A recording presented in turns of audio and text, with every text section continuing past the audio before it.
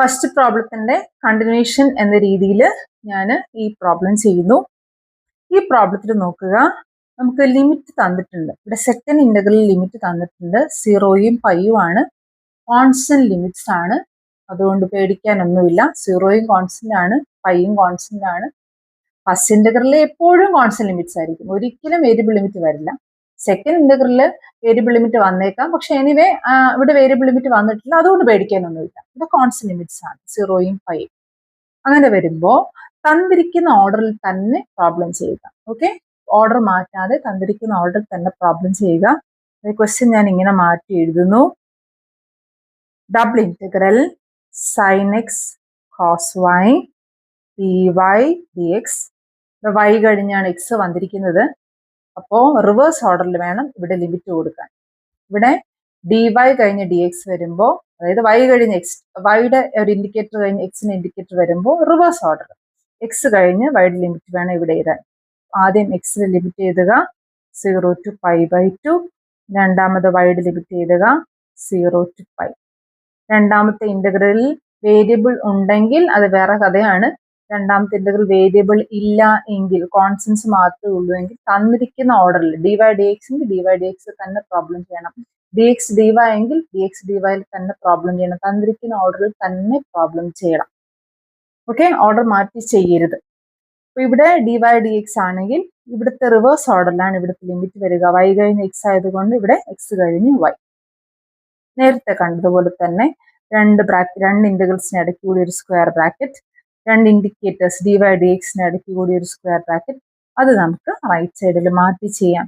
Integral y is equal to 0 to π sin x cos y dy. This is equal to, ഇവിടെ y ആണ് variable, കാരണം dy തന്നിട്ടുണ്ട്. dy indicates that y is a variable. y variable ആണ്, x terms constant ആണ്. അത് e⁻x ആണെങ്കിലും sin x ആണെങ്കിലും cos x ആണെങ്കിലും log x ആണെങ്കിലും x² ആണെങ്കിലും any x term will be a constant. ഇവിടെ sin x ആണ്, അത് കോൺസ്റ്റന്റ് ആണ്. sin x into cos phi ആണ്. പ്ലസ് ആണെങ്കിൽ നമ്മൾ സ്പ്ലിറ്റ് ചെയ്തേനെ, ഇത് ഇൻറ്റു ആണ്. ഇൻറ്റു ആയതുകൊണ്ട് കോൺസ്റ്റന്റ് എടുത്ത് നമുക്ക് പുറത്തിടാം. sin x പുറത്തിട്ടു. Integral y varies from 0 to π cos y dy. Basic ഫോർമുലയാണ്. that is equal to sin x into cos yയുടെ ഇന്റഗ്രൽ sin y ആണ്. ബേസിക് ആയിട്ട് നമ്മൾ കാണാൻ പഠിക്കേണ്ട ഫോർമുലാസിൽ ഒരു 10-15 ഫോർമുലാസിൽ ഒരെണ്ണമാണത്. പ്ലസ് സിയുടെ ആവശ്യമില്ല, കാരണം ഇവിടെ ലിമിറ്റ് ഉള്ള ഇന്റഗ്രലാണ്. സോ പ്ലസ് സി ഇടേണ്ട, സൈൻ വൈ എന്ന് മാത്രം ഇട്ടാൽ മതി.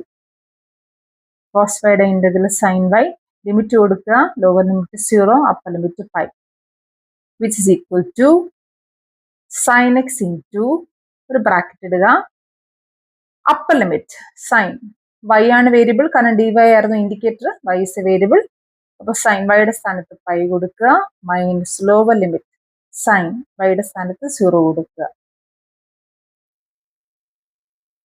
That is equal to sine x into sine പൈയും 0 ആണ്, സൈൻ 0യും 0 ആണ്. കാൽക്കുലേറ്റർ അടിച്ച് നോക്കുക, അറിയാത്തവർ കാൽക്കുലേറ്റർ അടിച്ച് നോക്കുക.